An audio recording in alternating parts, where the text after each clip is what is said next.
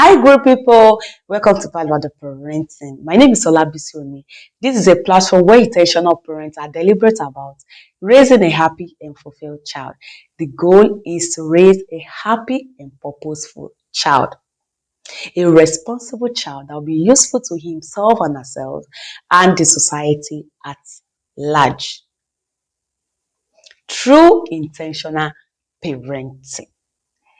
So if you're new here, thank you for coming. We really appreciate you and we are glad to have you in our midst. You are in the right place. Kindly subscribe to our YouTube channels and press the notification button so as to be notified anytime I drop a new video. And if you're returning, we celebrate you. Thank you for coming back.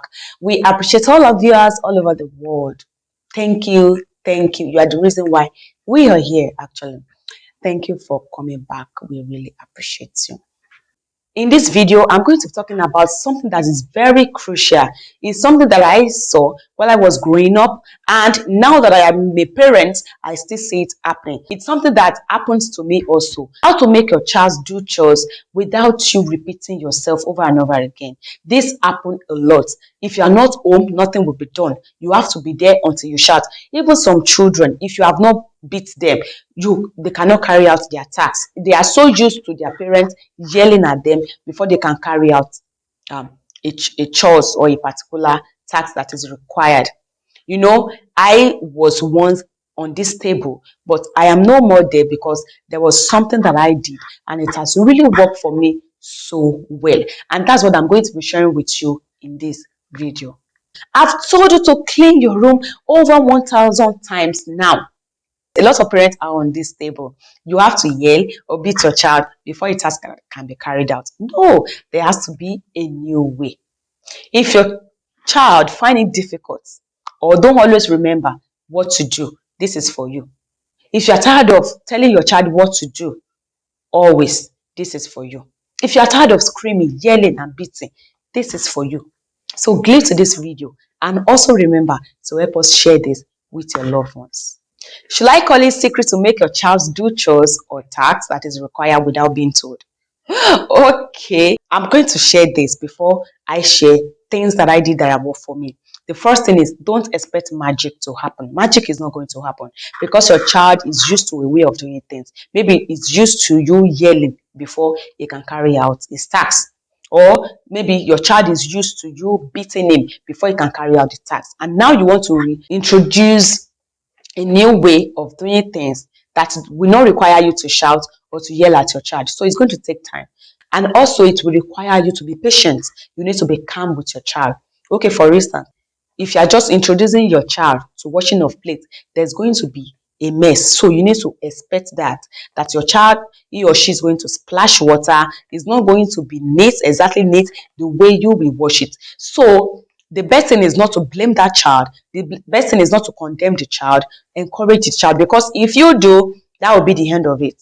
The child will be discouraged to do the task again. And another thing is you have been telling your child what to do over and over before. Now that you want to introduce new things to your child, if you usually wake up 7 a.m. before you prepare for work and your children prepare for work, remember that you used to tell them it's time to bathe, it's time to eat, it's time to dress up, it's time to go. And now what I'm going to introduce to you is that while you are doing your own, they are doing theirs. So there's going to be a need for you to wake up on time, earlier than the normal time you wake up. Now I want everybody to be responsible, to know what to do at the right time. So it's going to be take some time. So they're going to be sluggish. So most of the time we want them to be fast. Hurry up, like we are late or something. So for you not to be in that position right now, you have to maybe wake up 30 minutes earlier or 1 hour earlier. So it depends on you and what works for you. Okay, so the number one thing that I did was to create a routine for my children. And for myself, we have routines in our house that when you wake up in the morning, you know what to do. Everybody knows what to do. Even if I'm not in their room, everybody knows what to do. Though it's going to take time. So because of that, we wake up earlier than normal time that I usually tell them what to do. So routine works, and it has worked for me and it's still working for me. Guess what? I don't only have toddlers, I have teenagers. I have a 17-year-old child that live with me, and I know how it can be for us to scream at them or for us to tell them, repeat us over and over again. It's something that I dislike. I dislike telling you what to do. I expected you to know, but I don't just expect them to know. I teach them. So there is a saying that you should not beat your child for what you have not taught your child. Because your neighbor child, 5-year-old, can cook, if you have not taught your child, don't expect your child to cook at age 5. Don't say your neighbors are, your friends are, your mates are doing it, your mates are doing that. No, if you have not taught your child, don't expect it. Like I have a 17-year-old child. There are some things a lot of 17-year-olds can do. If my daughter cannot do it, that means I've not taught her. So there is no point trying to beat her for it. Some 5-year-olds can cook very well, but I just started teaching my son. So I will not say your mates are doing it. No, teach your child before you demand it. So that's that about the routine part.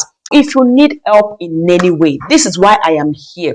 I want you to parent with peace. The time that you have to beat, if you have to beat before your child can do a task or what is required of him, what are we talking about? We cannot beat them forever. So it is important that we embrace a new way of parenting. So I know majority of parents, you have to tell your child what to do. And this is the secret. This is the solution. Creating routines is the solution. And after creating the routines, there has to be a consequence, and you have to follow through. So for my son, he's already in the routine that when you come back from school, everything that they need to do is already there step by step, and there's a place for homework. So if you don't do it and you jump it, you take it to school. The consequence is that you go and meet your teacher, and whatever your teacher does to you, that's your consequence. Okay, there is a place for what to do. Everything is there. If you don't do it, there's a consequence. I'm not going to shout or yell or beat. Everybody face consequence. And guess what you expose your child to will also help. What kind of movie do you allow them watch? Do you have media guide? Do you have media what guides what you watch in your house? Because it's very important. Okay, so most times we have time that we watch, we have movie nights in my house, and I make sure that I search for what we watch, and it has to be child-based, age-appropriate child-based movie, and I look for the moral. What are the things they are going to learn?